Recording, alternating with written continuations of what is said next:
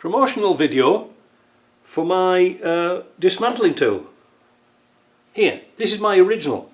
I've had this tool, whoa, I don't know, 12 years. Sharpen it up every now and again. But I got these from Amazon just to try them out because I was getting short of supplies. But I was wondering what they were actually like for metal.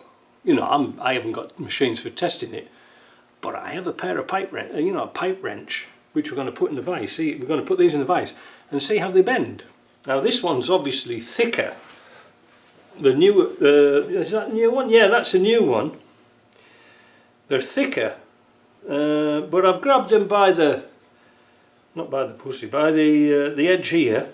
And we're going to try them. Now I'll show you the original one and you'll sort of get an idea of the steel that's used. Alright, so I'm going to turn that a good few degrees and it springs back. This one, it's just mild steel. See?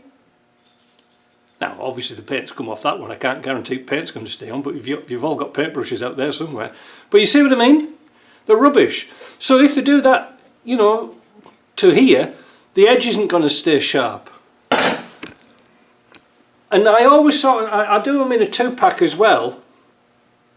Simple reason is sometimes when you do with a casing, like a transfer box, engine, gearbox or something like that, 2's handy to go in from both sides and use them as little levers to lever up your casings and covers, so it's not warping or anything like that, but they really are good. It was one of the best things I ever come up with. Right, I hope you like that little experiment. It was good, wasn't it?